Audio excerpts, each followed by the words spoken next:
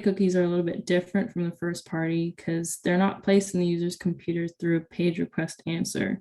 These are typically planted from images, advertisements, or a script that is hosted onto a first party site from a third party service. The third party cookie is also able to be used across a range of internet sessions and websites. Lastly, Flash cookies were created by Adobe Flash and do not have an expiration date. These cookies are typically installed through any Flash application that is on a website if the Flash Player plugin is already installed by the user. In this case, all the cookies are taken by default. The next method of data collection I'll go over is data mining. Data mining is the process of looking through databases with the intent to find patterns within data sets. These techniques can help users to a certain extent due to the ability data mining has in explaining trends found in data. So data mining can be split into three categories: web usage mining, web content mining, and web structure mining. Web usage mining analyzes and tracks how web users are navigating. Web content mining or text mining is when images, videos, audio, hyperlinks, and text are scanned and extracted to figure out how relevant they are to a search query. And web structure mining extracts the structure of a website link and finds the relations between different web pages that are previously unknown. When data mining, some miners profile users. Profiling itself is when new associations are inferred about an individual from personal information that has been gathered already from other contexts. Getting these pieces of information from a user's homepage and using it in a completely different context can be problematic.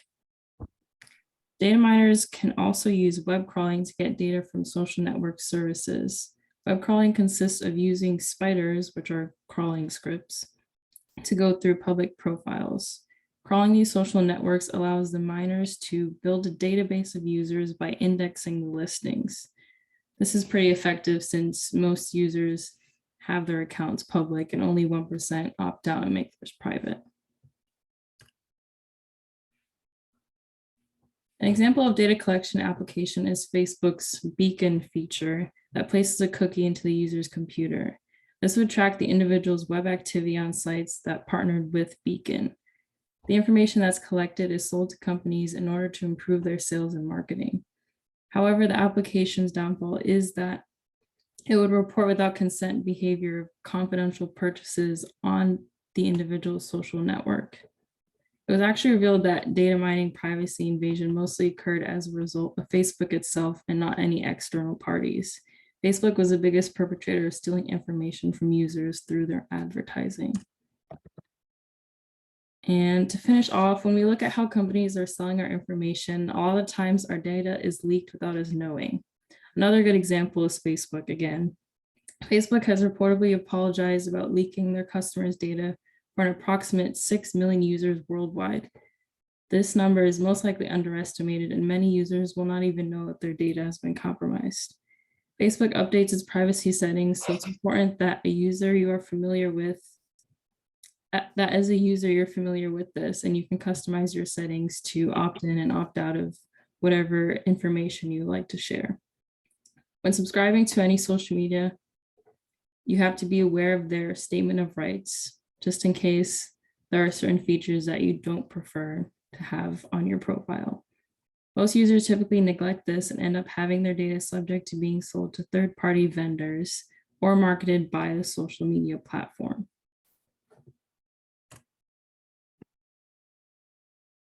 All right, so now we're going to move on to my section of the PowerPoint.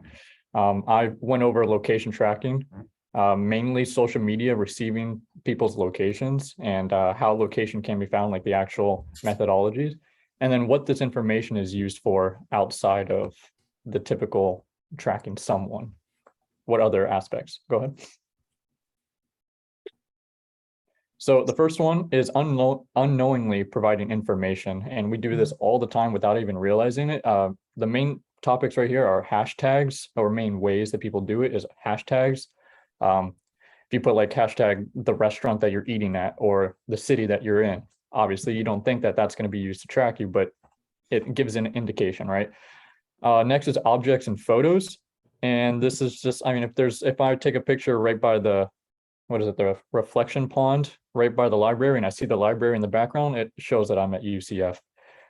Physically tagging a location, now this one's obvious, but if you say where you're at the top of the post, it's pretty obvious. Another thing though is tagging friends. So a lot of people will tag their friends because they want to show who they're hanging out with. And then if you click on that account, maybe it's public and maybe they don't have their privacy settings the same as yours. And so that you can kind of figure out by putting two and two together where you guys are at.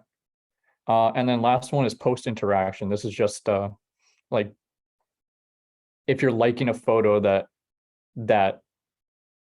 you're liking a photo that has a location on it and it correlates with your own. So go ahead.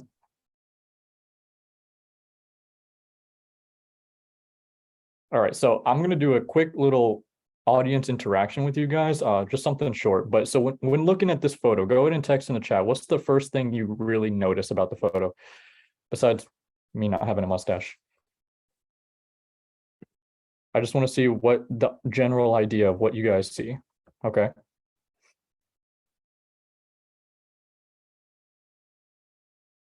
Two homies, yeah, that's facts. Graduating, okay.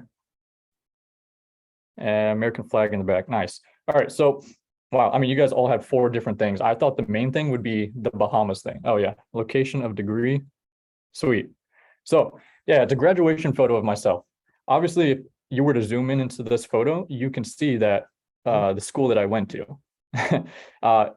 And at the top of the thing, it's of the photo, it says Bahamas. So that's a pretty large indication of where I'm at. But if you look at the photo a little bit closer and you see American flag in the background, that's kind of contradicting itself. So there's a lot of information that goes around this photo that says where I'm at or where it could be. If you slide over to the next photo, it's a picture of me and my father drinking a beer, which obviously indicates that I'm not an 18-year-old in the United States drinking beer. I'm obviously in the Bahamas drinking a beer. I crossed out at the bottom that there was my father's account, and who's public, by the way, and has his privacy settings pretty open. And then also there's another user in there that literally has his city name in his username, which correlates to my school and its location. So there's a lot of information in just one post of my possible whereabouts. You can go ahead. So what I just went over is one of the 2 main methodologies of deciding where someone is or where a post was taken. The first one, obviously, human analysis, that took me like 3 seconds. And that was pretty quick from you guys as well with all your quick suggestions. The main thing, though, that we care about in class is the computer analysis part. So we'll get to that. So when doing computer analysis of location tracking, there's 3 main things that I researched. One is speeded up robust features, or SURF for short. And this is basically, it detects interest points within a photo and determines an object based on a library or based on the different pixelation lighting. It uses an integer approximation of the determinant of a Hessian blob detector, which can be computed with 3 integer operations using a pre-computed integral image. SURF descriptors itself have been used to locate and recognize objects, peoples or faces from a 2D image and then reconstruct it in a 3D environment. The next one is convolution neural network. This is something that we obviously learn in class. And one of the main ways that this is used is one of the main ways that this is applied, is by using Inception V3 model, which is basically, it's a neural network that takes in a library of images and it figures it out based on its own library. That's a pretty harsh explanation. Let me see if I can do better. So ImageNet is one of its libraries that it uses, which has nearly 10 million URLs of labeled images. And it takes the image that you give it, the input, and it processes through that library of 10 million pieces.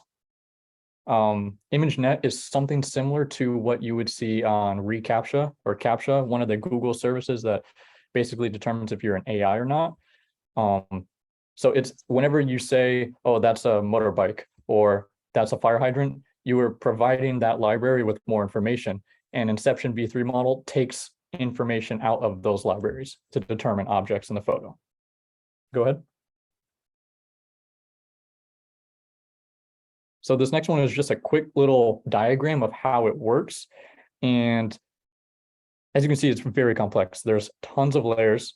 There's a lot of convolution, as you can see by the yellow dots, and it uses average pool and max pool mainly. But so if you look at the input, it's a little 2D. Yeah, thank you. It's a little 2D image originally, and it compiles it into a 3D environment to be understood. Go ahead.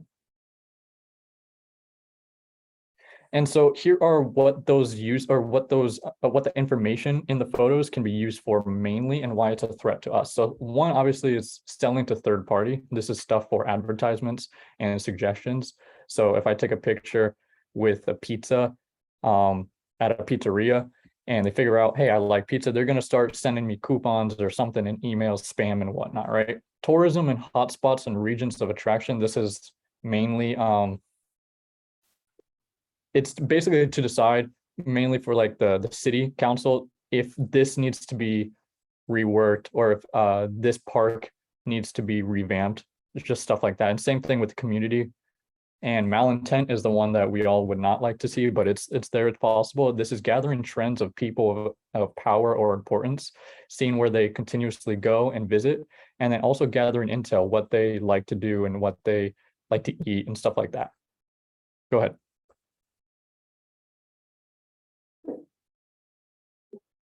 All right, hey guys, I'm gonna be taking over now. My topic for this presentation, as you can see in front of you, is account security. I'm gonna be going over the definition of 3 common cyber attack techniques, which are phishing, account hijacking, and malware. In addition to that, I'm going to be reviewing a few real-world examples of all 3. Lastly, at the end of the presentation, I'm going to be going over some user-friendly techniques that can be implemented to help decrease the general standard user's chance of succumbing to a cyber attack.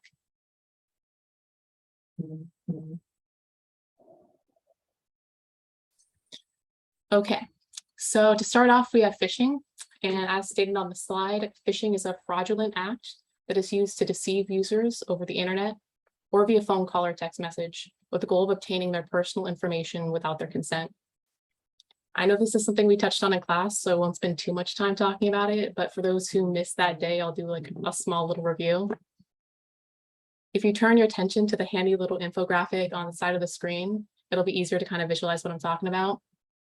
So to start off, phishing is a form of social engineering, which means attackers tend to use deceitful tactics such as sending emails, instant messages, or even just text messages that look legit, but actually contain a malicious link or some sort of malware payload. Once opened, depending on the type of phishing attack, the malicious link will either directly install malware on your device without your knowledge, or like the figure on the screen suggests, it'll redirect you to a fake website that at a glance looks real, but really isn't. This fake website will typically imitate a login to account, such as a bank account or a social media account, and will record your account information after it's entered. And once your account information is recorded, it gives the attacker access to a much larger realm of your personal data, which is something I know we all want to avoid. Alrighty, so for the sake of saving time, I'm only going to be going over like 1 or 2 examples for each subsection of my topic, but feel free to read all of them because some of them are actually pretty interesting. So to start, the first example we're going to look at is the one that's in the middle of the screen. So in this example, I go over something called the Brian Sage experiment. In this experiment, a cybersecurity firm constructed a profile of a quote unquote young, attractive, and edgy female in order to establish LinkedIn connections with senior executives at the US National Security Agency, Department of Defense, and military intelligence groups.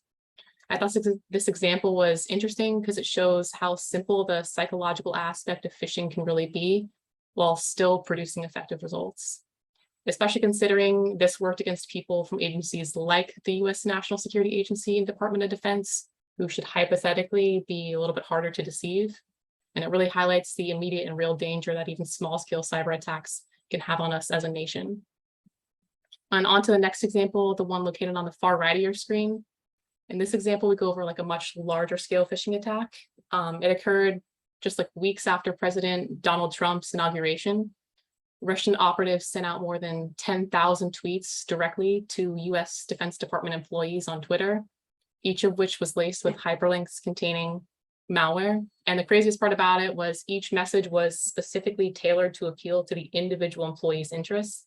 And it ended up generating click rates of nearing like 70%. And just for like a little perspective, the median CTR for phishing emails usually ranges between like 6 to 13, depending on the industry. So that's a huge jump. And what's even more insane is in some cases, employees, family members were targeted, and devices containing sensitive government information were compromised through like home Wi-Fi networks, which is pretty insane. The reason I felt I needed to share this is it shows how sophisticated attacks like this one have the ability to compromise thousands of accounts at once and have a really large impact like on a national level and on any country.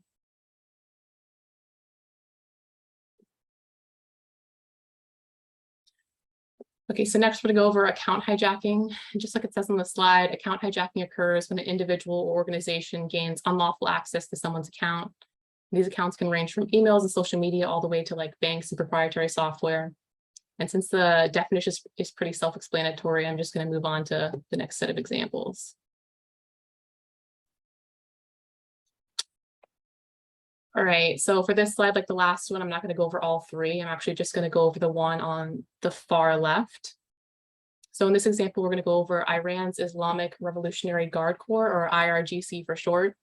It was found out that this group was targeting Facebook accounts of journalists and dissidents just shortly before arresting them for espionage, which at first sounds like a weird thing to do, but it turns out they were sending messages from those hacked accounts to other targets.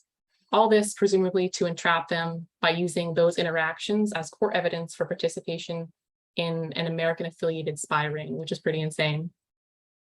Now, the reason I wanted to touch on this example is I wanted to show the more unorthodox and unexpected ways in which phishing can affect us. And this specific example may not have happened in our country, but that doesn't mean similar situations have never occurred here. Motivations for compromising social media accounts, like stealing private messages for blackmail or doxing, is something that is more than likely extremely prevalent within the political realm of our US government. And tactics like this can be used to bias opinions or sway votes to benefit influential third parties, affecting policies implemented in our own country. You can go to the next slide. All right, last is malware, which can be defined as any code added, changed, or removed from a software system in order to intentionally cause harm or subvert the intended function of the system. Can be installed through phishing, like we previously talked about, through vulnerabilities in software code, or actually physically through things like USBs.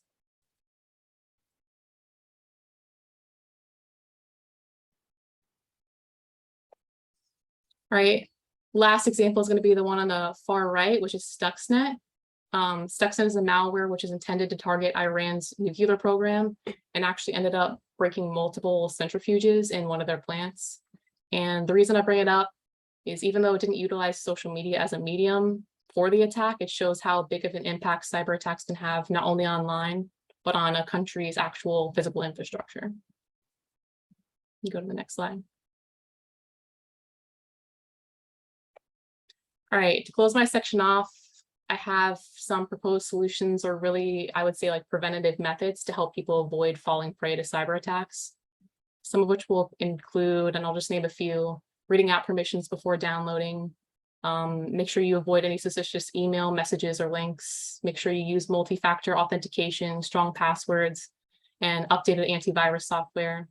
As well as make sure all your files are backed up, your systems are up to date, and you're staying up to date on any new and emerging cyber attack techniques.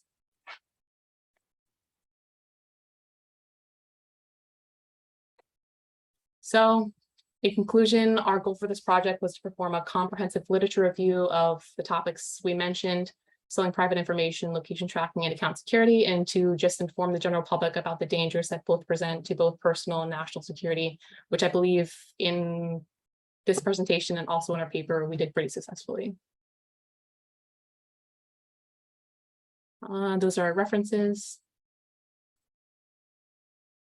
We're open to questions. I had a question regarding the opt-in, opt-out. Are all websites required to let us opt out or no? The opt-in, opt-out for which one? For our It's- information sharing. Yeah, so for opt-in, opt-out, I'm not positive whether or not every single website gives you that option. But I know pretty much every social media networking service will give you that option to opt in or opt out of some of the information you're sharing. Cool, thanks. I just wanted to add, I don't know, I mean, bravo to y'all. I liked it.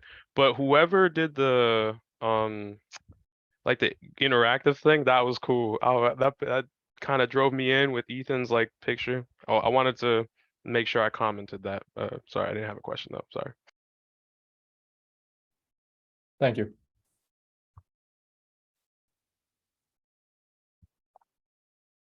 All right, if there are no questions, thank you guys for listening to our presentation. Sorry, I went a couple of minutes over, but it's all good. Appreciate it.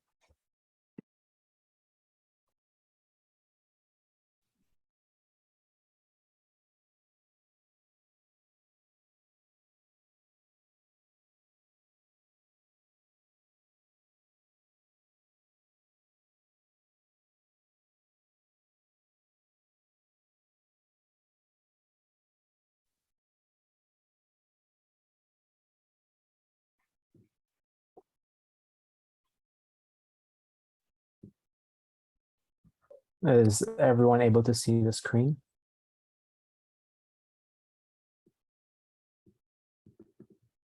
Yeah. Cool, Yes. thanks. Thank you. Okay. So good afternoon. My name's Anna Belinda, and Mina, Nah, I'm Kyle. we'll be going over the security of big data centers today. Next. So first, let's look at the evolution of big data. It started in the early 1990s. So big data 1.0 was dated from 1994 to 2004. So back in those days, computers were only accessible to firms and institutions because they were so expensive. However, big data was developed to store and analyze online activities, such as using web usage mining, web structure mining, and web content mining, like last group touched on. And Big Data 2.0 was from 2005 to 2014. This was a time that allowed users to feed their own inputs into the website, which gave them like a rise to social media where everyone can like talk back and forth. This made like communication between different parties like very easy and convenient. Thus, sentiment analysis and social network analysis got developed to identify people's interests and needs through that time. And Big Data 3.0 was from 2015 to present days. It mainly includes what we have in modern days, like videos, audios, images like we use from IoT devices. Thus, streaming analytics came into view as real time became very important because nowadays our lives are like in a fast pacing. These versions of big data correspond to the versions of the World Wide Web. As the web was updated, the big data also updated along with it. So this tells us like big data couldn't have happened if World Wide Web, social media, and IoT devices wasn't made. So they all interrelate in some way. Next. all right, so let's go over some of the threats that data centers are currently facing. The first threat to data center security is the quantity, availability, and sensitivity of data present. For the quantity, we produced more data than in any other time in history. For the availability, data centers contain a lot of data that should need to be accessed at any given time by the party who stored it, and unavailability should be avoided. For the sensitivity, data could be sensitive information that only the party who stored it should have access to it and nobody else because of the nature of the data. Another threat to data center security are hackers with malicious intents, also known as black hat hackers. They're interested in stealing any sort of data or do any other attacks on the data centers, like modifying temperatures inside of them, turning off certain systems, generating false alarms, and more. Last but not least, we have the emergence of quantum computers.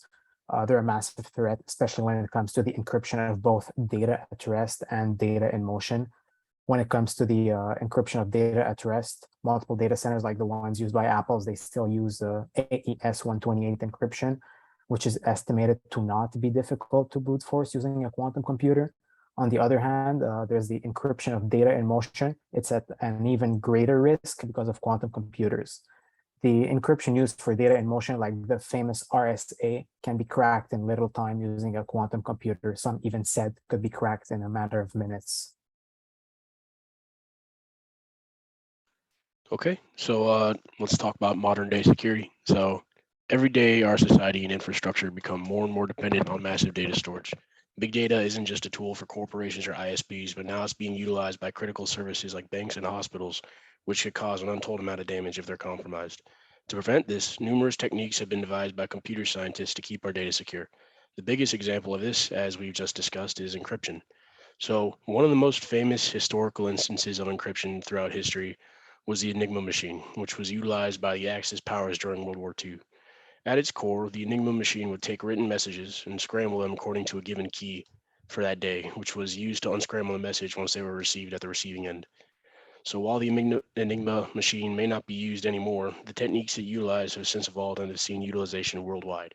The Enigma machine is a historical example of what has now become symmetric encryption, which utilizes a single key for encryption and decryption. In addition to that, there are hash functions which only encrypt in one direction, meaning they can't be decrypted, and they're usually used for things like internet fingerprinting. And finally, we have public key encryption, which utilizes separate keys for encryption and decryption. So as we talked about earlier, one of the most common types of encryption nowadays is AES, which stands for Advanced Encryption Standard. It was published by the National Institute of Standards and Technology and is secure enough to see utilization by high-profile government organizations such as National Security Association. So generally, it's used to secure data at rest so that in the event a security breach does occur, the data itself has one last layer of protection. So in other words, it serves as our last line of defense. So next slide, please. While encryption serves as the baseline for data security, it's not foolproof. So as such, we want to supplement it by employing additional security measures to cover all our bases. Now, a document written by Google for their cloud services outlines the general security structure of their cloud servers. In them, they utilize LAN and WAN networks to move data, which, as Mina was referring to earlier, is what we call data in motion. So as such, many data centers utilize firewalls to prevent the general public from snooping in on a server's internal operations. No outside communication is allowed to enter without strict approval, which is vetted by the security standards put in place by the data center.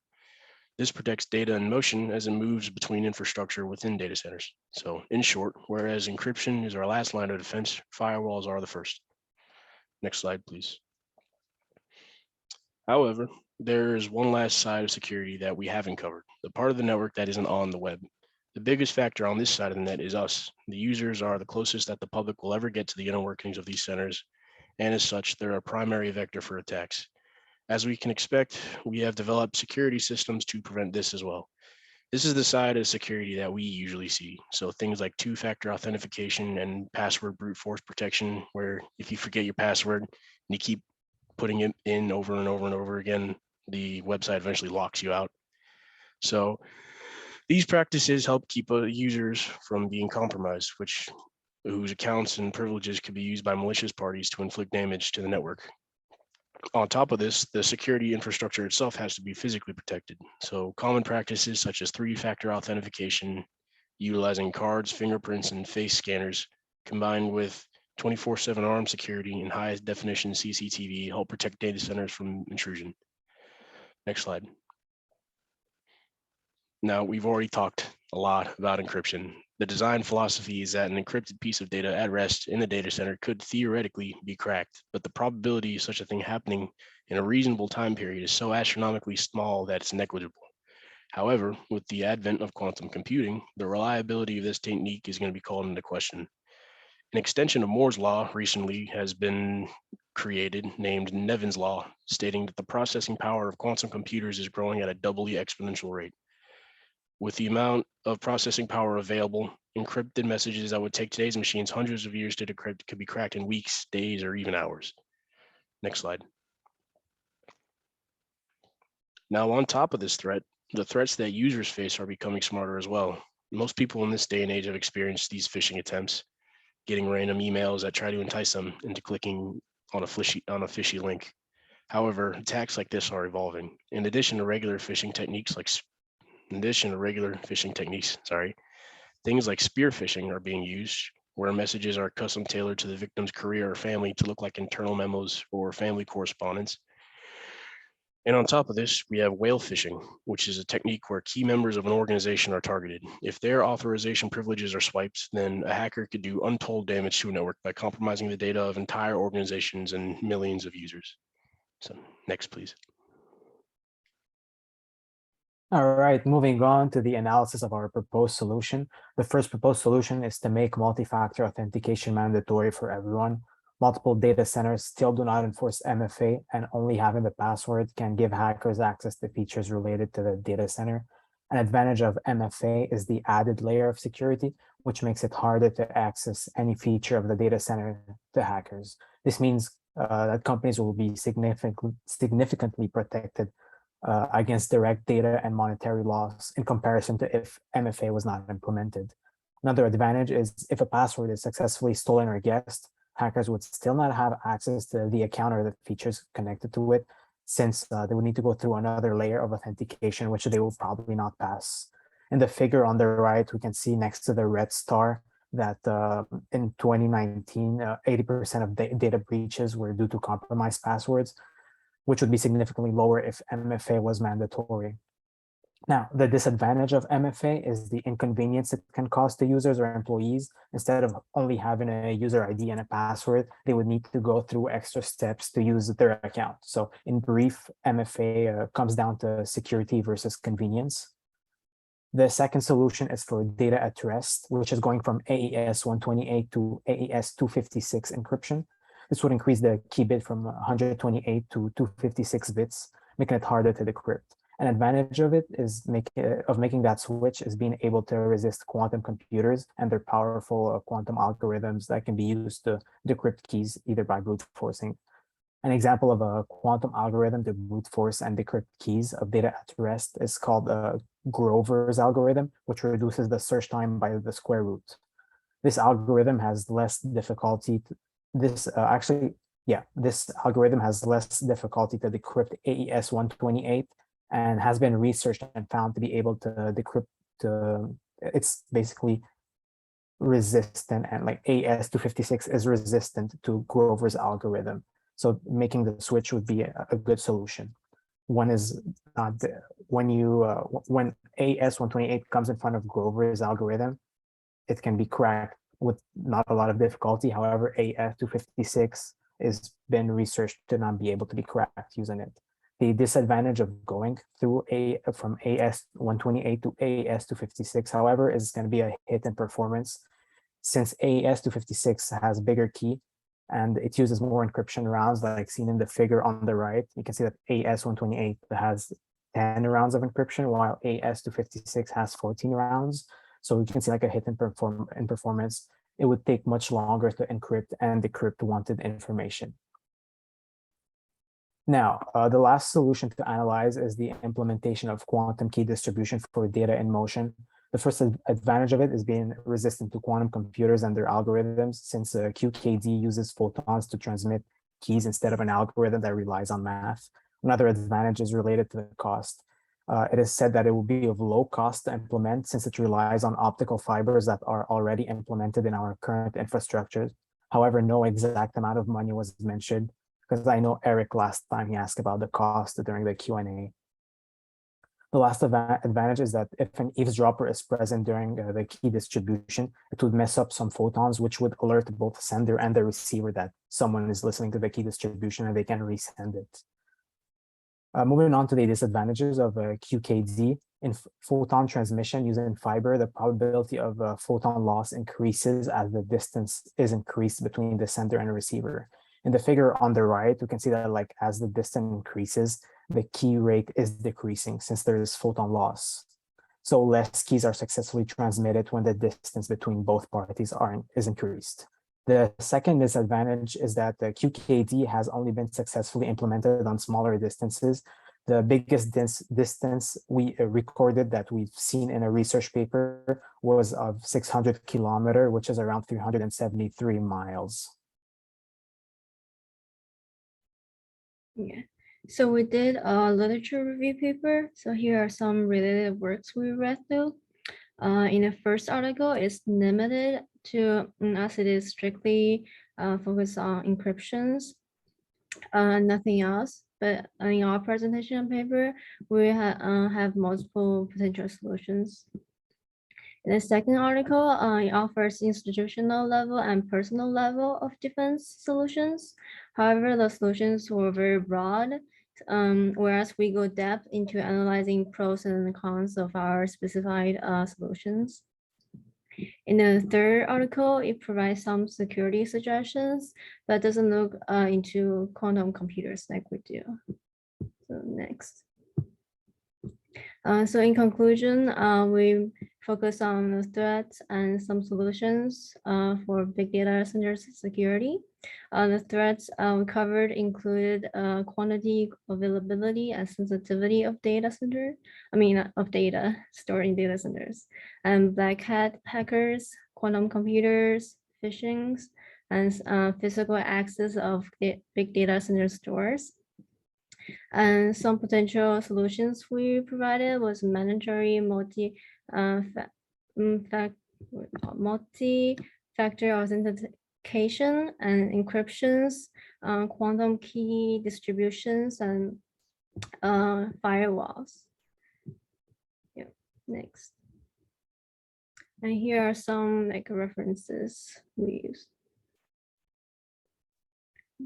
Any questions? I have a question. You guys mentioned multi-factor authentication being one of the solutions, right? And then you guys said that one of the cons is mainly inconvenience, and I agree. It would suck to go through all those different phases just to, log into Twitter or something. But is that really it? Is like multi-factor authentication is like top tier, that is inconvenience really like the big thing holding us back? That's kind of just my question. Well, I think when we talk about MFA, there's also other disadvantages like the cost it would bring maybe to implement it. However, if you compare the cost of monetary or data loss compared to a hacker accessing your accounts, that would be even bigger. We just mentioned some of the pros and cons. We didn't analyze every solution or every pro and con. There are multiple others that we just didn't cover because of time. Okay, yeah, that was what I'm wondering. Like, you just didn't mention any other ones, so I was just want to know. There are multiple, for every solution, we can think of a lot of different pros and cons for it. Yeah. Gotcha. All right. Hello. I got a quick question. It's like a very small detail one. You said quantum computers are growing at a doubly exponential rate. Does that mean like 2 times an exponential, or like what does that? It's a really weird question to ask, but that just caught my attention. So I can answer that question. So when you think of an exponential equation, you think of like some constant to the power of x, right? Well, a doubly exponential equation is a constant to the power of a constant to the power of x. So you can think of the ramp up when you're going from exponential to like doubly exponential, where it just goes from like suddenly nothing to like it explodes to like this massive value. So once like it goes, really fast. Yeah, really fast. Okay, that's cool. I'm a big fan of quantum computing. It's really interesting to me. So Yeah, I get you. Thank you for your question.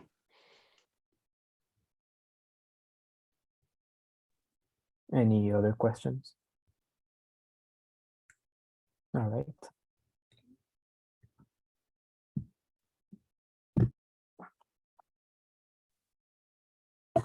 who's third? What's the remaining one? Are there 2 groups left, right? Is that how it goes? I'm not entirely sure. Sorry. I know there's Team Evil and like Net Liberty, I think. Is there any other groups besides that? I'm curious. I think that's the case. All right, is it working? Y'all good? Can you see it? Yep, Nice. I can see it. All right, cool. All right, good. All right. So ours, obviously, cyber attacks wreaking havoc on fossil fuel companies. To literature review. So understanding the why, cyber attacks are estimated to cost companies almost $11 trillion annually by 2025. The energy industry is a high priority target due to its importance in the economic and national security area. The energy sector accounts for 16% of all the officially documented cyber attacks globally. It's the third most targeted industry. And every day, cyber attacks are evolving, becoming more dangerous, as we'll go over in the later slides. And then just to give you an idea of how it could affect us nationally, pipelines deliver power to over 2/3 of Americans. Next slide. These are a couple of the recent notable attacks. Previously, I've gone over the Colonial Pipeline as well as a power grid attack that happened in Ukraine back in 2015. During my research, I discovered a recently declassified report for oil companies in the US. In a 3-year span, China had breached over 23 of those companies that pertain to oil and refineries. No major damage was done, but the FBI and the Department of Homeland Defense concluded that it was a test to see how far they could gain access into the companies and potentially figuring out ways to where if we ever went to war with them, they could access it. Out of the 23 companies, there was one where their attack gave them complete access and control over the entire operational procedures, which could have essentially done anything from shutting the pipeline off to causing explosions or, catastrophic events. And I'll switch this over to Ian. Hi again, I'm Ian. And I'll be discussing my research on possible ways hackers may attain access to systems within the fossil fuel industry. Though I took a broader approach with my research, since instances of breaches in cybersecurity can and have occurred within other industries in modern civilization. And from what I found, the most common difference between them, like these systems, is other industries, it's their function, like what they're attacking and what they manage within that industry. So here, I'll move on to cyber attack classifications. Just a quick definition to kind of line us up to this. So according to the National Initiative for Cybersecurity Careers and Studies, or NICCS for short, an attack is defined as the intentional act of attempting to gain unauthorized access to system services, resources, information, or any attempt to compromise system integrity. So because that definition is kind of broad, these 3 categories right here kind of describe the severity of different types of attacks, and these are just within those classifications. So as a system level attack is an attack that attempts to hack into a singular computer system. Such attacks are aimed to obtain administrator privileges or to operate the computer system in some unusual manner. Network level attacks are performed by manipulating the consumption of available resources in a network. When these attacks occur, network services are disrupted, or the data transfer between the user and the network server is diverted, fabricated, or even altered. Web level attacks are motivated by the appropriation of personal information, political intentions, or by malicious desires of individuals. Because these attacks target an unspecified multitude of users through a web server, they are most likely to impact the general public. With that, I'll move on to the types of methods in which breaches in energy companies occur. So I'll reference the table on our right here. It's a general overview of the types of cyber attacks that come with the integration of modern information and communication technologies in the fossil fuel industry. And they're organized by attack classification across the top. And then on the left-hand side is information attained to perform the attack. So with this information seeking is the process where the attacker identifies the vulnerable aspects in a system by collecting information regarding the target. So then this stage comprises of 3 substages called footprinting, scanning, and enumeration. Generally speaking, footprinting is a technique used to gather as much data as possible about a specific targeted computer system, infrastructure, and related networks to identify opportunities to penetrate them. Scanning is the procedure of identifying active hosts, ports, and services used in the target system, An enumeration is the process of establishing an active connection to the target host where sensitive information is collected and assessed. And so some consequences of the innovations of the fossil fuel industry are that current power systems are now more reliant on communication networks to function, making them more and more vulnerable to cyber attacks. While the incorporation of information technology is crucial for advancing the energy sector and reaping its benefits, interconnected technologies also increase complexity, create new interdependencies, and make systems more susceptible to unintended mistakes and potential attacks. The development of integrating new technologies creates critical challenges, especially related to tackling rapidly evolving cybersecurity issues. This affects the capability of people such as the transmission and distribution system operators to guarantee resilience, reliability, stability, security of supply, and power quality for consumers. So this list right here is just a summarization of the most common targets in cyber attacks in power systems, that being electricity supply, electricity transmission, distribution, communication between systems and equipment, information on operating conditions of the equipment, and backup systems. With that, I'll transfer it to Brianna.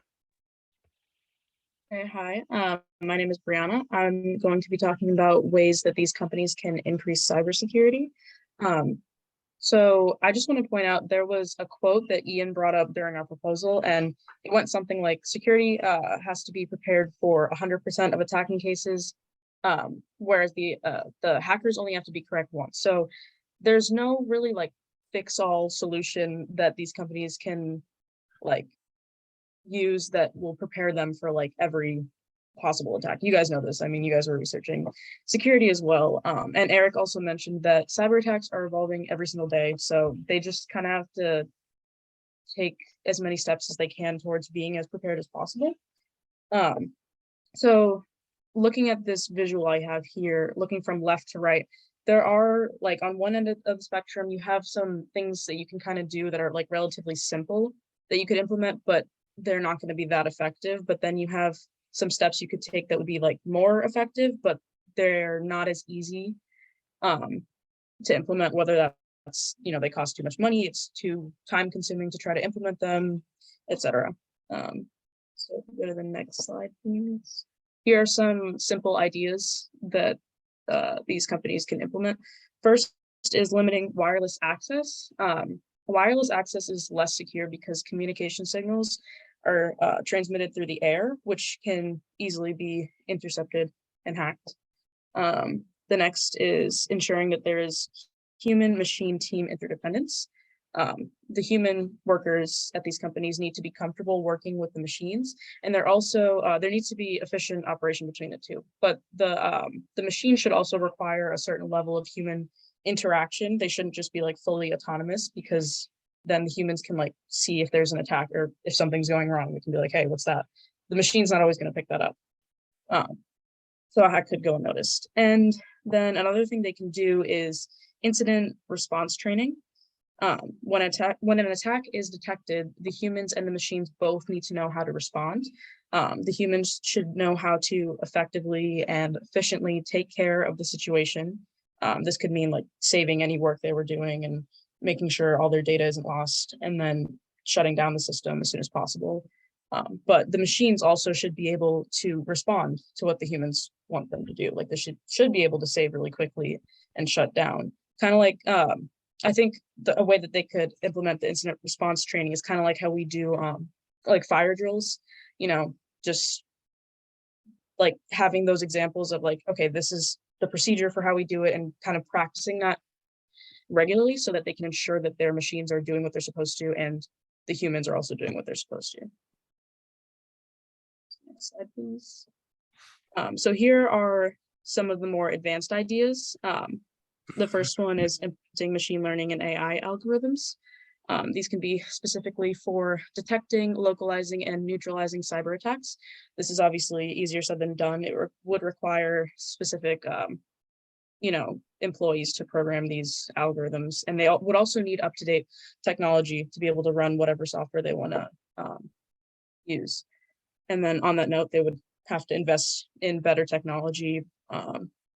But that would, cost a lot of money. These are just some of the ways that there are things that they could do, but they're not always possible for companies to just like up and do them. Another example is they could utilize multiple energy sources. About 60% of our country's power comes from fossil fuels. So that's kind of like creating one big target for hackers to just go and hack this one thing and then completely like, destroy America's power. So if we started to use other types of energy like solar, wind, etc., it wouldn't be like putting all of our eggs into one basket. So if they do hack into one system, it's not gonna destroy us. So yeah, and then the last example of something they could do is utilizing digital twin modeling. A digital twin is defined as a digital replica of assets, processes, people, places, systems, and devices that can be used for various purposes. So one of these purposes is a what if analysis. This kind of goes back to the incident response drills that I was talking about. Engineers can go into these digital twins with the like mindset of a hacker and try to hack into the system just to see how the system would respond. And they're kind of like looking for gaps that the security for the current system can fill. So yeah, these ideas would be more effective, but it's obviously not easy to implement them. So I'm gonna pass it off to Eric, who's gonna give you some of the roadblocks that these companies face trying to implement these. Hi, so my name is Eric. I'll be picking up where she left off as far as the obstacles facing the energy sector. So the biggest obstacles, the first one is software dependencies and the age of the software. So unfortunately, when you have ancient software that's been around since the 70s or 80s, there's very few people that can program the particular software, and there's very few companies that even service the software. So that also creates a problem. The fact alone that there's only 2 or 3 more people or 2 or 3 companies that do that, economics 101, it's going to increase the cost of the service. So the other problem with that is a lot of these companies frequently disregard the importance of their security and use vulnerable laptops or unsecure USBs to transmit the data. Another problem is the interdependency. Utility companies rely on multiple companies. Next slide, Ian. All right. Utility companies rely on multiple business units and subcontractors to actually complete their business. So they can source out the refinement, the generation, transmit, and distribution of energy and the resources. So for one company, you can have numerous subcontractors. The problem with that is it tends to create diverse policies within security and priorities. Every single company might have their own particular IT policy or something of the other.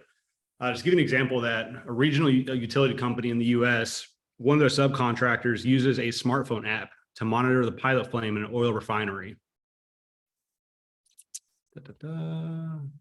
So, and then the costs associated with upgrading the entire systems can be substantial.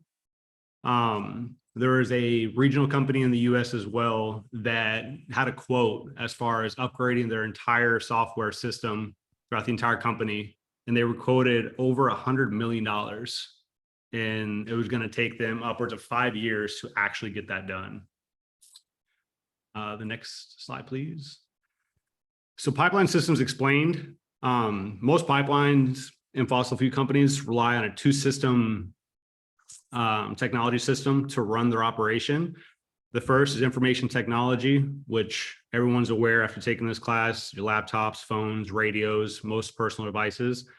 The operational technology is actually the biggest problem when it comes to securing these facilities and the operations.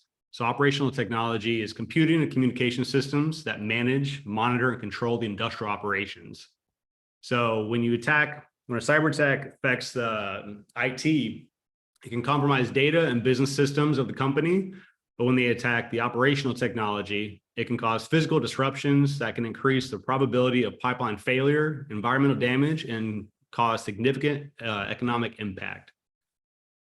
Another downside is some attacks that happen against IT can spiderweb and spread to OT systems, thus compounding the extent of the attack and making it more difficult to correct the attack. And another thing is with informational technology, it's very simple and easier to upgrade the security pertaining to those devices, and has been done with these companies. However, operational technology hasn't received upgrades in over 10 years. Next slide, please. So security mandates have been created. Previously, they were voluntary. So after the Colonial Pipeline, President Biden directed the TSA to begin issuing mandatory security requirements. So the TSA, alongside with CISA, which is Cybersecurity and Infrastructure Security Agency, were in charge of creating solutions and mandates to help improve companies' defenses against cyber attacks. Next slide. TSA, unfortunately, has been failing with those security mandates. Now, why would you think the TSA is in charge of this? Unfortunately, they were created in 2001 after 9/11. They were put in charge of security responsibilities over all modes of transportation. That includes transporting oil through pipelines. Unfortunately, when they had a voluntary program, very few companies actually did anything. So since the Colonial Pipeline, the Congress deemed it necessary to make it a mandated security effort for companies, not just voluntary. Unfortunately, with the TSA, you have limited resources, limited staff funding to effectively implement the program. When the mandate took full effect, there were only 5 positions for pipeline security at the moment, at which none of them had cybersecurity expertise. And as of this writing, only 34 positions have been created, and not all of them are filled as well. Requirements imposed by the TSA also set forth people being put in these positions that have limited knowledge in the field of oil companies, pipelines, cybersecurity infrastructure, which tend to create more work and unnecessary hurdles than actually solving problems. Next slide, please. So what do the energy executives say? A research study published in May of 2022 interviewed over 1,000 energy professionals from around the world about cyber attacks in the energy sector, and these were the results. 47% believe operational technology is severely lacking in security. 31% know procedures for security threats. Or sorry, fewer than 31% of energy professionals assert confidently that they know exactly what to do if they were concerned about potential cyber risk or threat. Just 28% of energy professionals working with OT say their company is making the cybersecurity of their supply chain a high priority for investment. And 57% of these executives anticipate loss of life within the next couple of years due to cyber attacks. Next slide. This is just a quick summary of what we've gone over so far. The need for the increased cybersecurity is critical. Many vectors of attack, as Ian pointed out, advanced solutions are available. It's just up to the companies to actually put the right foot forward and take initiative. And there's plenty of obstacles to overcome, a lot more than what I've detailed in this slide. And then a quote that I found that was actually very relative to our presentation is: doing something costs something. Doing nothing costs something. And quite often, doing nothing costs a lot more. Next slide. Our references, and then any questions?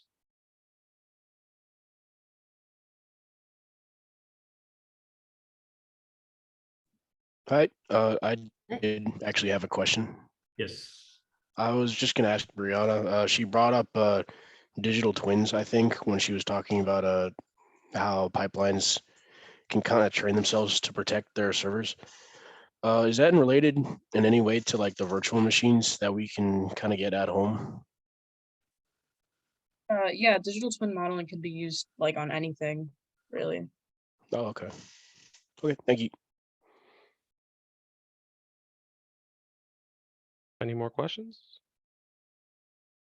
I was gonna ask, is oil companies like the top company, energy company that's being hacked, or is there another kind of energy company that's more hacked? So I'll field that first if anybody wants to piggyback after it. So yes, typically oil is, just because with electricity, there actually are mandates from the government to continuously, well, I should say mandates that have been longstanding, to make sure that their IT and their OT are constantly getting upgrades, constantly being improved with cybersecurity and methods. They didn't have a choice in that. Whereas fossil fuels, oil refineries, that's all been voluntary up until recently.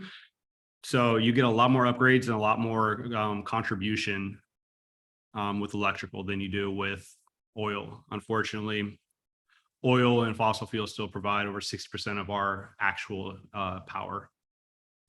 Just to add to that, so the current, or not current, but the evolving infrastructure that we have in modern society, on fossil fuel industry specifically, because that's what we're talking about, it's based off like decades old technology that's just been currently being upgraded or hasn't been touched at all, because some people have the mindset if it ain't broke, don't fix it. So essentially we're putting new technology on old technology, and the integration isn't working out as well. When it comes to emerging technologies or focuses on renewable energy, they come built with those cybersecurity risks. Even then, they're still vulnerable to attack. But I guess the trade-off of fixing an old technology with new technology, or not even fixing, integrating, that's the word I'm looking for.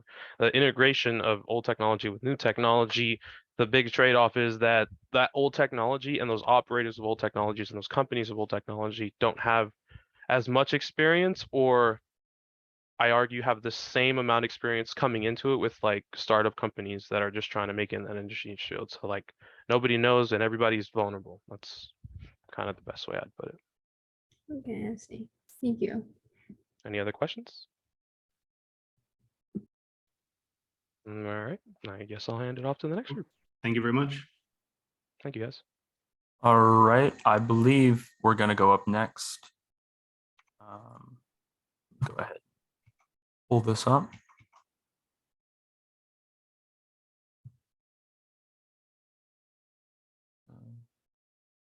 There we are. I'll just do it like that. Perfect. Can everyone see everything properly? Can they hear me properly? Yep. Awesome. I'll go ahead and pass this off. Gotcha. Welcome everyone to our final presentation, the use of user data collection in marketing. Okay, go next.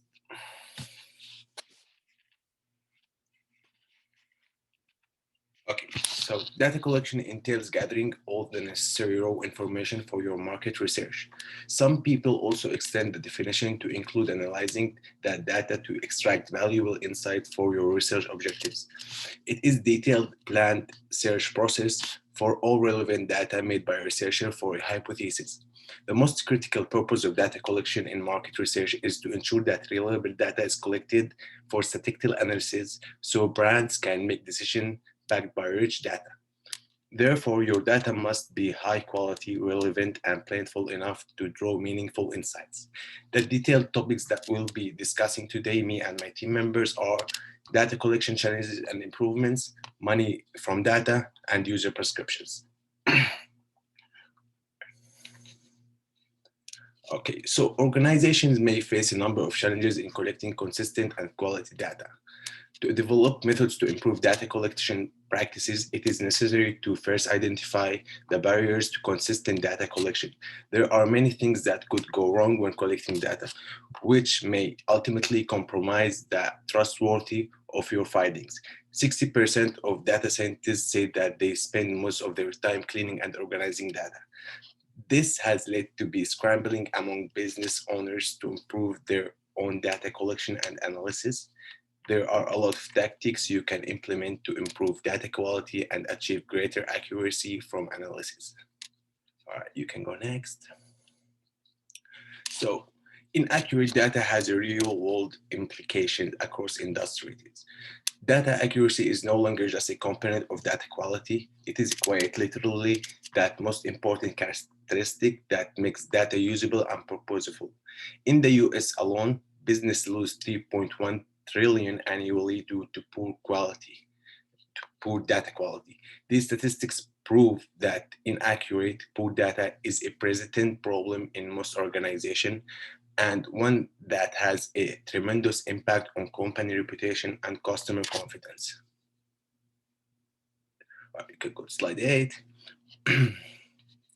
So, immediate steps can you take to improve data accuracy? For example, centralized database, store and organize data in one place so that it can be easily accessed by whoever needs it. Keep data sources in sync to make sure that most recent version of file is easy to find whenever data is being updated from multiple sources at different times, especially when the information needs to be accessed while an update is in progress. Also, audit data regularly.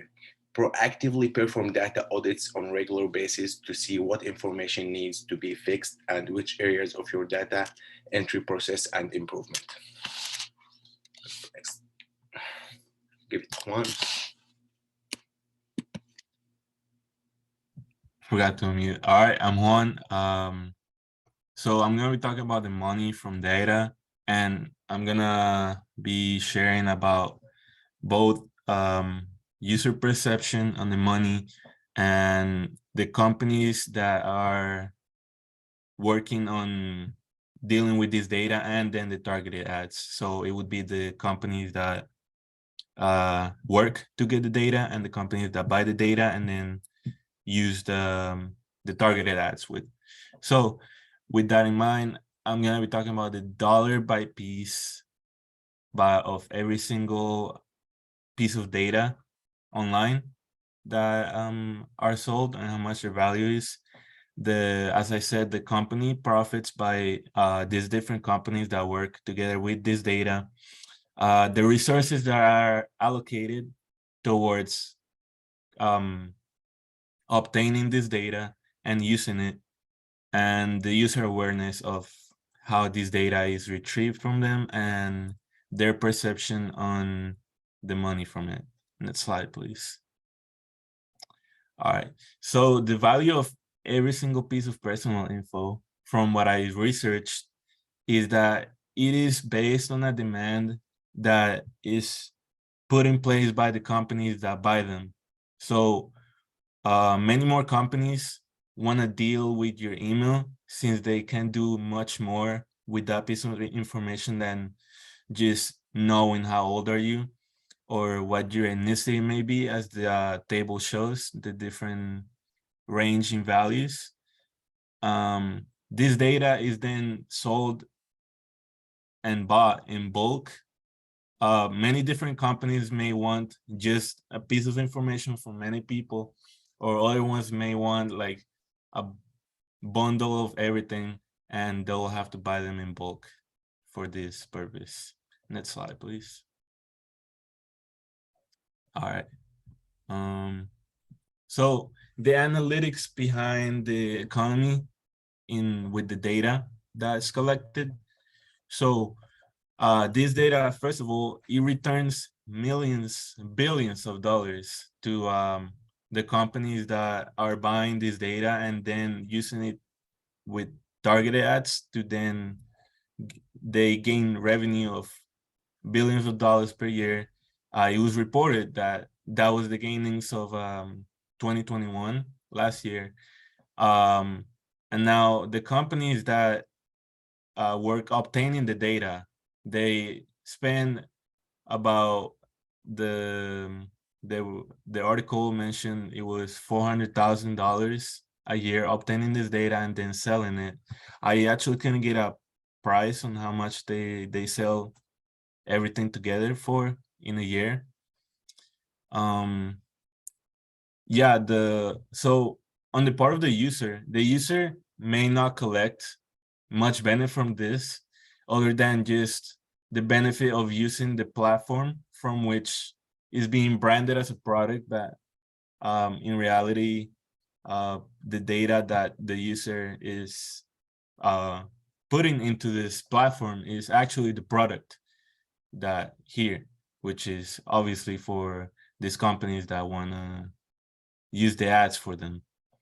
And of course, the user also gets the convenience of the ads actually being targeted for them, and it may or not benefit them as much. Most users, most people aren't aware of how this data may be retrieved, and it affects the willingness of them once they learn how it is of being able to share the data willingly because they feel a sort of shadiness towards the company.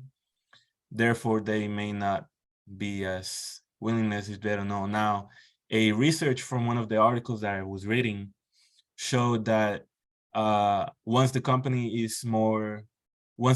that collect data are more transparent on the way of how they collect the data, what it's used for, and how they deal with it, most people are even more willingly to share it since they're being transparent and they don't think there might be that much of a downside to it. However, it still may be product to cybersecurity issues. And that would be all I have. So more on what my partner was talking about a little bit before on user perception. That's my focus for this project of how users perceive the collection of their data and their opinions on it. To start, I thought it was a nice little thing to see how many people of a group of people know about the data collection. But before we get into that, it's an important mental tool that I found in research to think of data not only as something to be harvested from someone, but as a waste product from almost every single sort of online internet interaction, that even by clicking on one thing, you're kind of generating a waste product, like piece of tidbit information that gets stored off away somewhere. So it's not really something someone's taking from you in some ways, but it's just a byproduct that can be utilized by people for advertising purposes. In addition to this, it's important to know that at least for usage of data collection and usage of that in marketing, the whole field has changed dramatically since the advent of big data. As previously, almost since the beginning of marketing, you try to market towards someone specifically interested in what you're selling. And that used to be accomplished with surveys and focus groups, and sometimes they still are. But ever since the advent of big data, all these sort of pieces of information are out there in the ether to be grabbed and utilized and maintained in giant databases. So you do not have to spend the money to go out and gather people and pull them on things as much anymore. So it's made this sort of user collection of data much easier for them and for everyone, but a little bit more uncomfortable to some people. So one article or survey or research that I found focused on user perception of data and who knows about it, specifically focusing on gender differences, as it was one of the only things polled on. They started with a large collection of people, around like 670 people, and they whittled away people who didn't have internet access to their phone. And then I think one of the other stipulations was you must have purchased something online in the course of the last 30 days. So they got basically down to a group of people that would be relevant for this question to be asked to, and whittled it down to, and you can see on the graph on the left side there, the awareness of the people that whenever they use their phone, they are unconsciously or consciously sending online data over their IoT.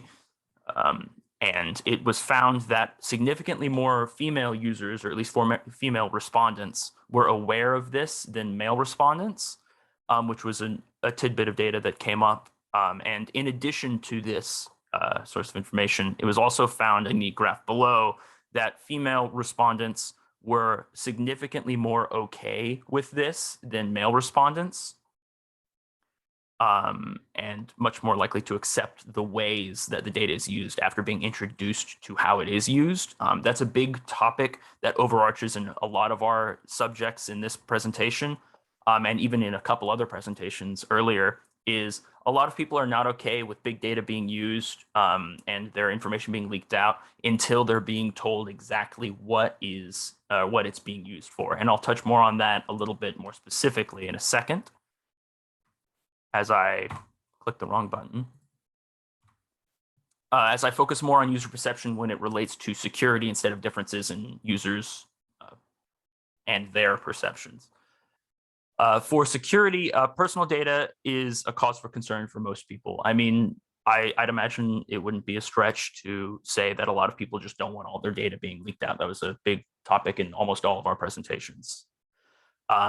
However, whenever contextualized in one specific article of research that I looked over, there was the fear of a loss of liberty weighed against a fear of the data being leaked or through some sort of cyber attack or some other manner.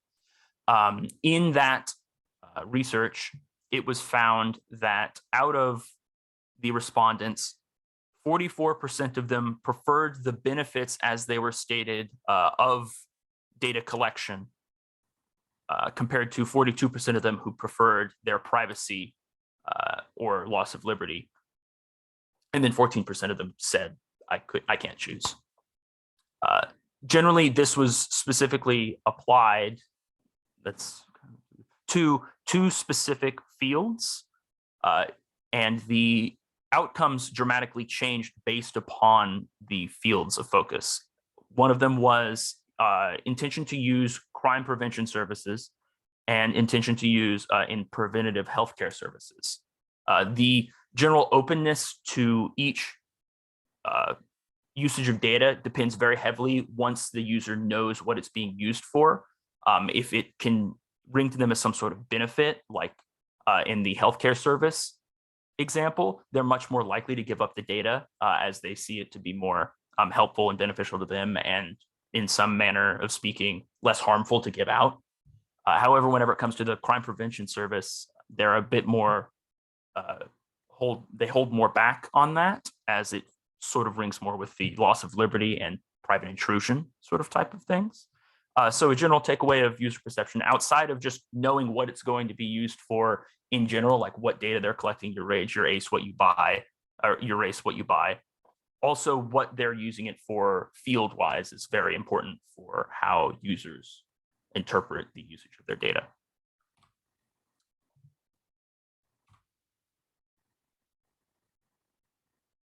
All right, for the conclusion, as Ed talked about, the data collection and its accuracy are key in the company's revenue.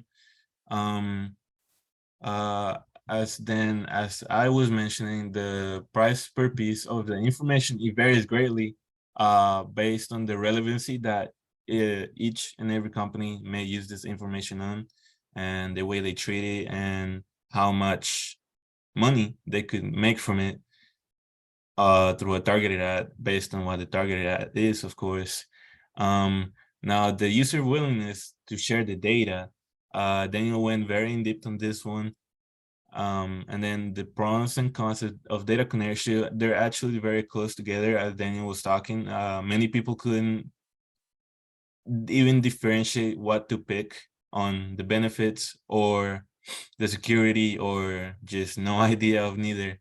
And then the benefits from sharing the data, which is one of the upsides that users may receive, and therefore be more aware of what is going on and willing to share the data with these companies to treat it as they want. Next slide.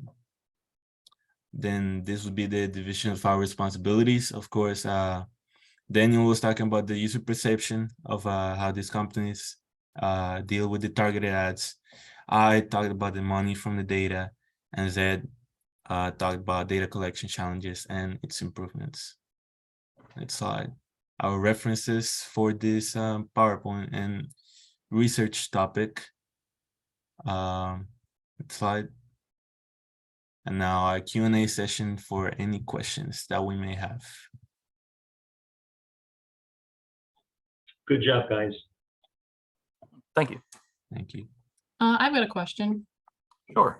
So in terms of user perception, just because I'm kind of interested in your research, is there anything you found that genuinely surprised you or that you weren't expecting? I thought that it was an interesting thing. I mean, nothing fully like surprised or changed how I thought, but I found some interesting things of like how much people are willing to share more data depending on the topic, which makes sense internally. Like that doesn't go against what I previously thought. But most of the research sort of gave numbers to what I thought was kind of already the case for the most part. I mean, the gender differences was an interesting thing, but it wasn't like a resounding sort of piece of information. I just think it's I don't know. Yeah. Okay, awesome. Thank you.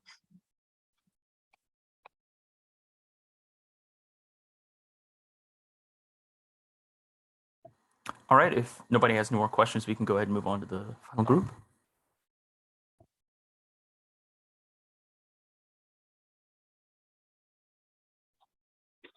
Great. Let's see, Daniel, are you still sharing your screen?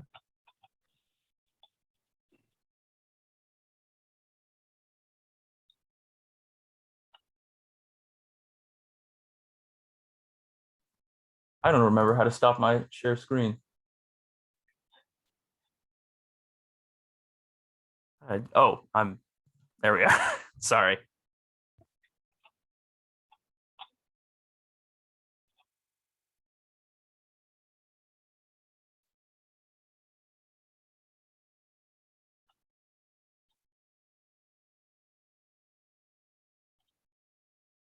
Okay, can everyone see our screen?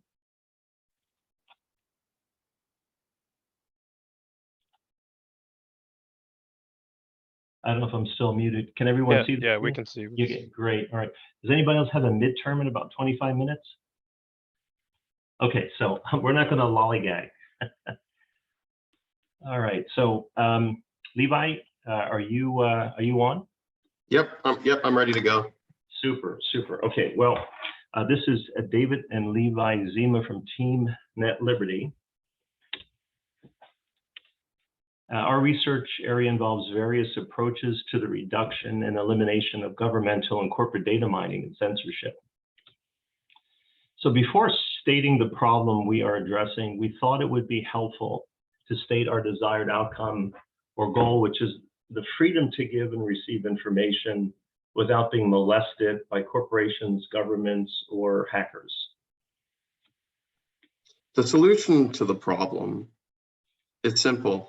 Our simple approach is to personal privacy by employing existing technology, one involving software and one involving both software and hardware. The use of networks has moved from one of convenience and utility to one of necessity in daily life. People are unlikely to stop using networks for privacy, but more likely to make changes to their existing devices or find new, more private networks for privacy.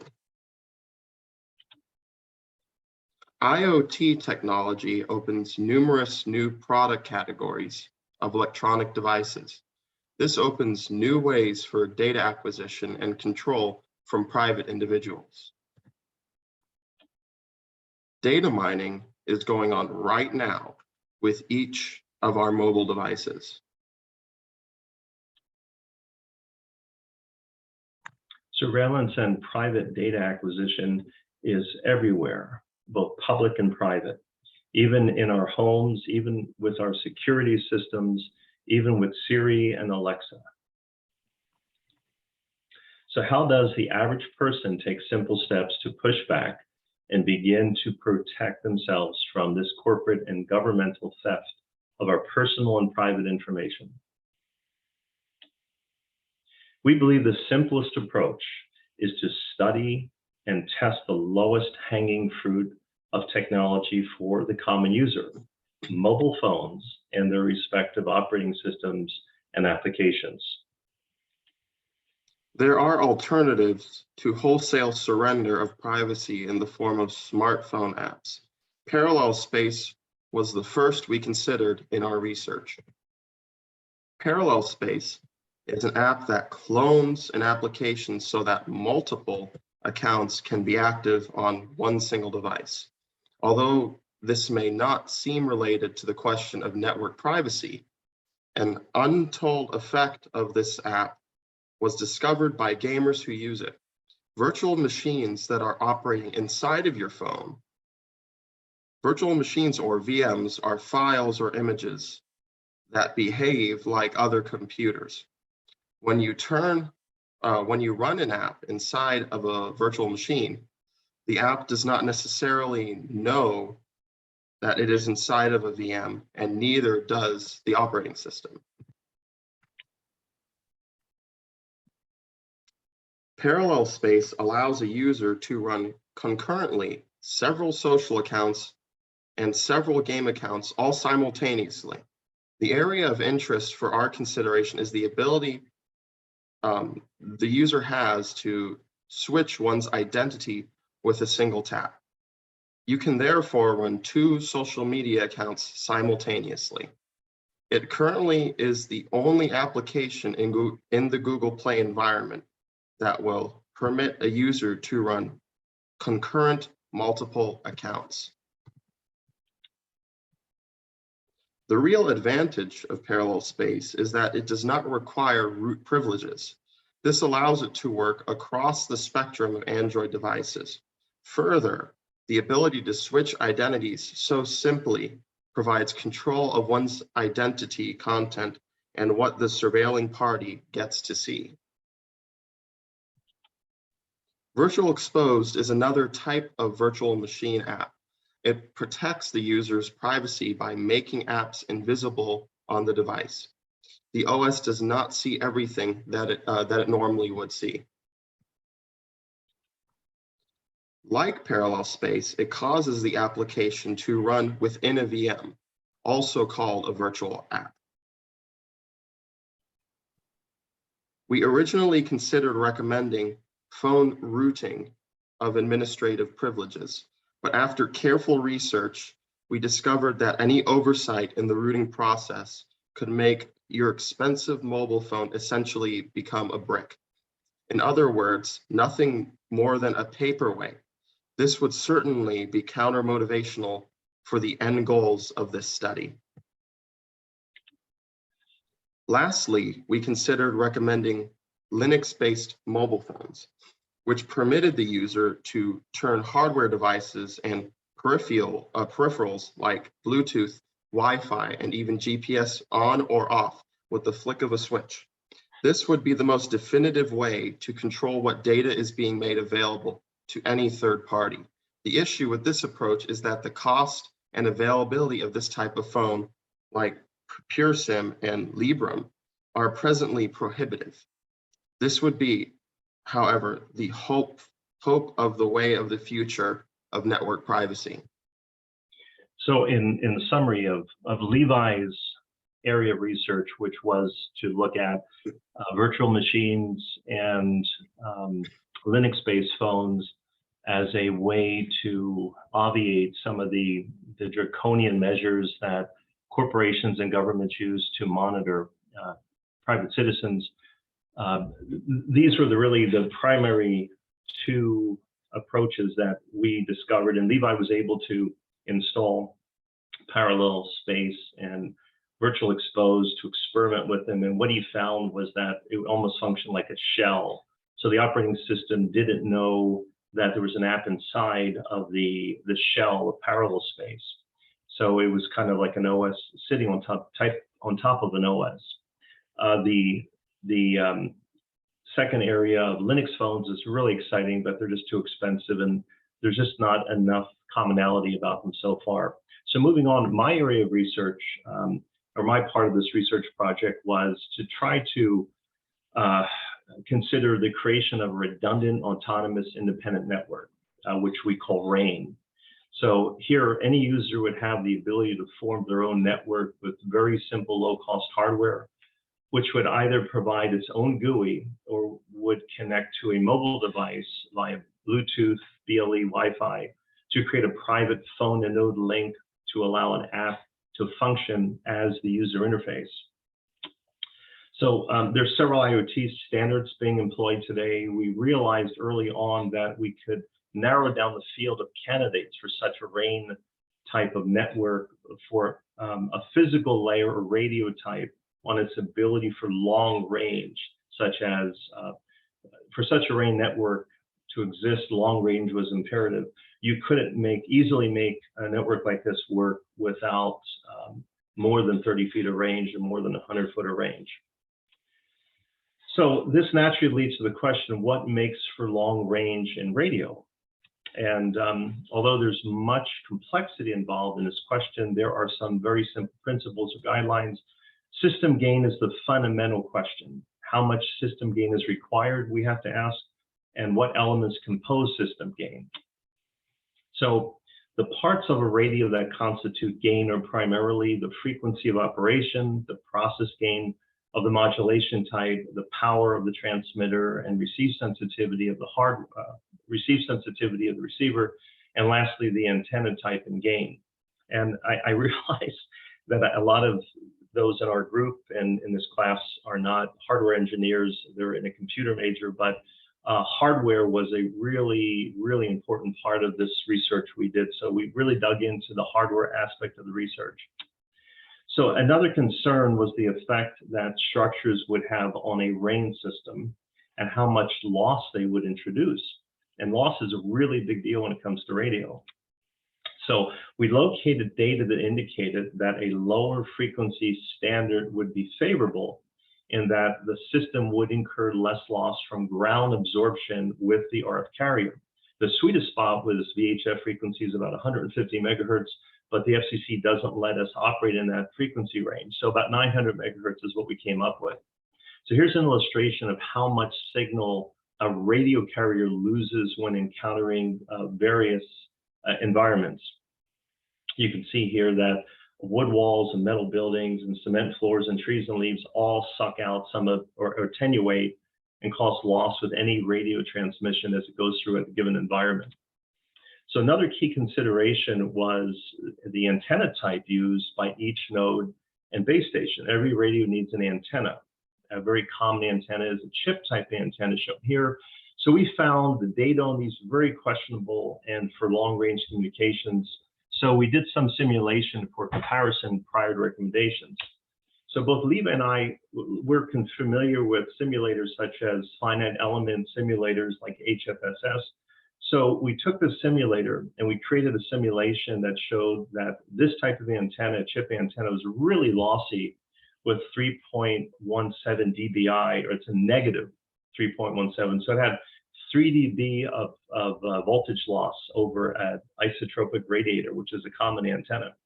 We compared that with another simulation that was a half-wave helical antenna. The results were dramatically better with gain, not a loss of 1.83 dBi over or dB over an isotropic radiator. It was really impressive. So the antenna we thought would be most suitable would be a monopole or Marconian type of antenna. So again, we asked what makes for long range and what radio and standard did our research show that would be the best recommendation. And if you want to, if anyone has a drum roll, it was actually LoRa. And so all roads led to LoRa, which ironically stands for, low stands for long and RA stands for range, long range, LoRa. It's an IoT standard, but the super long range IoT standard. LoRa compared to other standards like Bluetooth, Wi-Fi, Zigbee, Z-Wave, and even FSK, it's just hands down a much longer range physical layer, up to 10 miles of range. So, so there have been many attempts made at implementing such a RAIN network with LoRa for private networks. And we didn't know that until we looked into this a little bit, but there are actually several other individuals who actually have done some work in this field. And the most outstanding was a company or open source project called Meshtastic. So Meshtastic is up and running together with an app for Android and Apple and open source software and firmware. But the other question is there any hardware to run this on that already uses LoRa? And the answer was yes. So we actually found and procured 2 radios, like I have right here.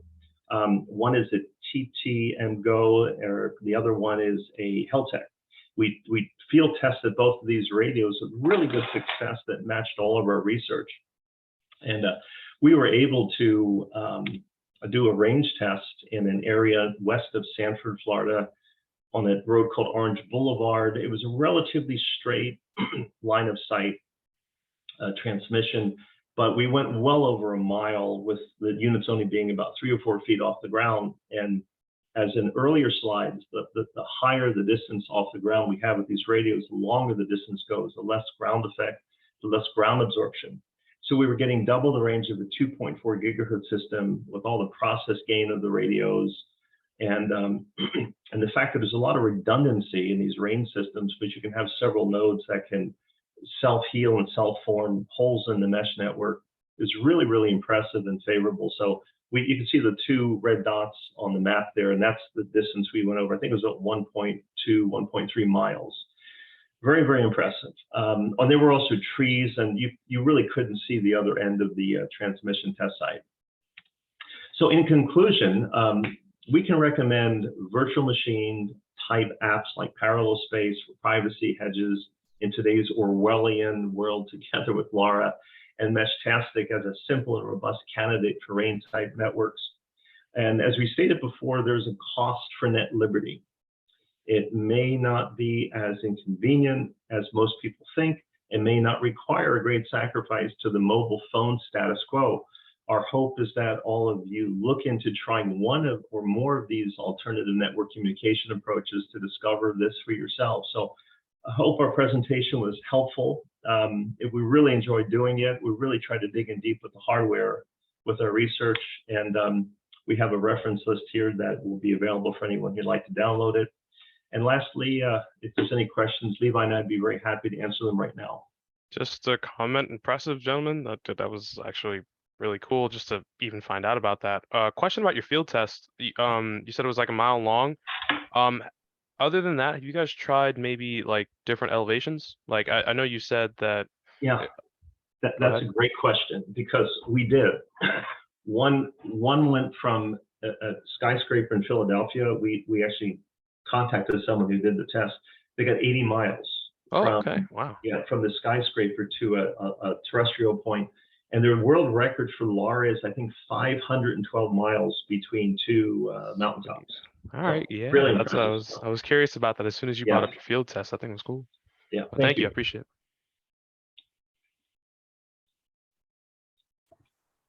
Thorough, nice job, guys.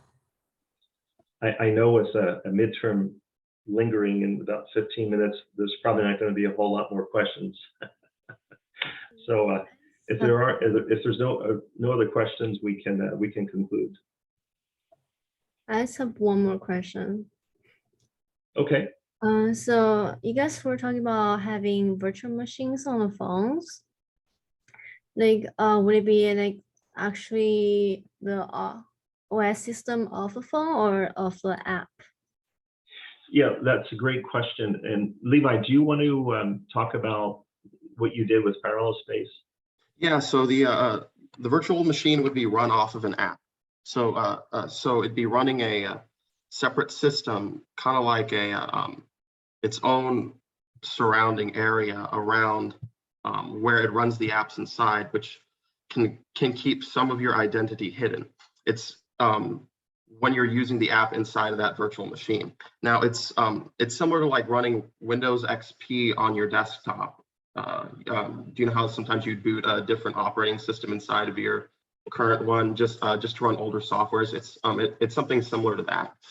It doesn't work perfectly, but it can help limit some of the data that people that these corporations can collect on you. But something else that I did want to mention that I wasn't given an option to real quick was involving the routing of devices. A lot of the research that we did on that, I came to the conclusion that it was very risky. But if you are interested in doing it, I do think it's one of the best ways to limit the privacy of the phone. And I would highly recommend, if you want to do it, to get a older Google phone, which will allow you to unlock the OEM, and also to do some research to maybe install its Lineage OS, which allows you to turn on and off the Google services inside of your device without actually limiting your availability to some of those services. So if you wanted to use GPS still, you could use that. But let's say you didn't want them to collect data on certain other aspects of the phone, you can manually shut those off inside of the operating system. So that's something that was neglected to be mentioned for that portion of it. But I just wanted to say it now, at least. That's true. Thank you. Great question, Anna Belinda. Really appreciate it. Levi, thank you. I might have to jump off here in just a minute. I think, did the professor want us to go back in to the main room before we leave. Is that correct? I'll go check. I Okay. have just one quick question for you guys. Do you guys plan on publishing your finding or your research, or if not, do you guys plan on doing it or furthering your research, because you guys are a pretty cool duo? Well, I would like to. I'd like to very much.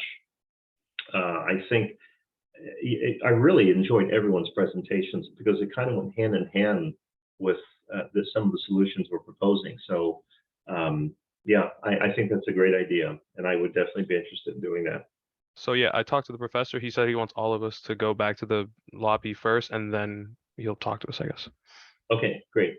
Guys, great job, everyone. Really enjoyed everyone's presentations. Nice job all around, everyone.